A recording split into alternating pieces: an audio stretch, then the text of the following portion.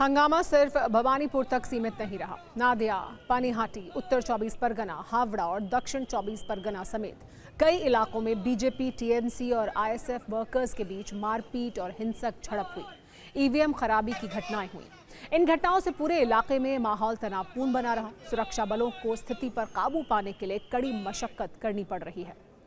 पानीहाटी में एक बूथ पर ईवीएम में बीजेपी के बटन पर स्याही लगे होने का आरोप लगा।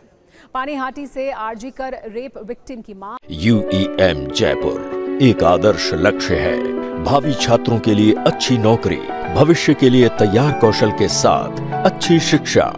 रत्ना देबनाथ बीजेपी उम्मीदवार हैं। उन्होंने आरोप लगाया कि टीएमसी कार्यकर्ताओं ने उन पर हमला किया।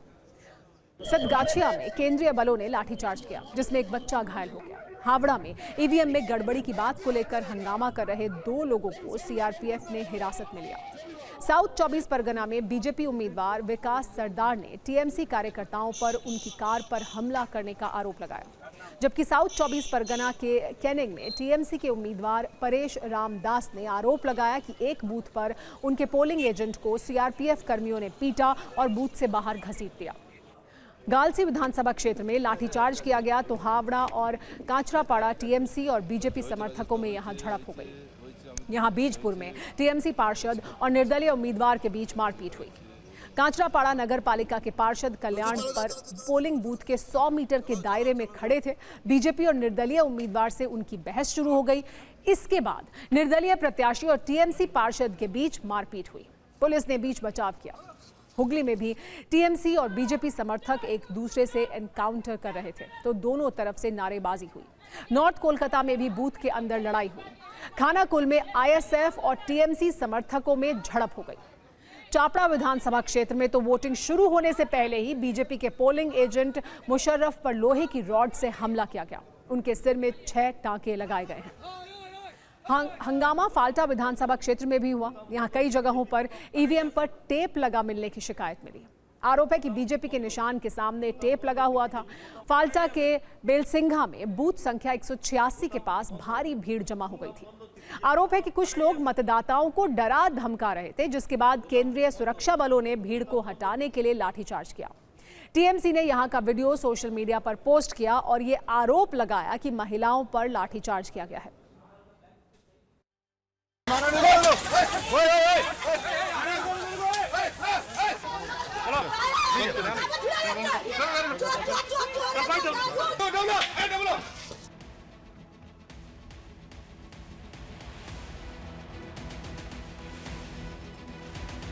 দুটো জায়গায় গেছিলাম আমরা, দুটো বুথে খবর পেয়ে, এবং দেখলাম যে বিজেপি বোতামের ওপরে এবং যাতে কেউ ভোট দিতে না পারে।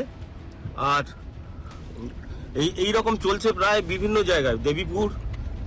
देवीपुरे 14-15टा, मौलिकपुर, विभिन्न जगह चलছে। एक्चुअली ये डराने के लिए ये काम कर रहे हैं। ये हमारा जो सपोर्टर्स है उसको डराने के लिए एनआईए टीम आया है। हम लोग कभी नहीं देखा है कि इलेक्शन के डे में, पोल डे में, वो जो एनआईए, सीबीआई, ईडीए हम लोग कभी नहीं देखा है। ये पहले देखा है।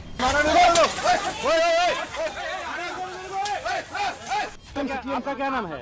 रंजीत मंडल। रंजीत मंडल, आप वोट दे लिए हैं? हाँ। और बोल रहा है घर में नहीं घुसने देंगे।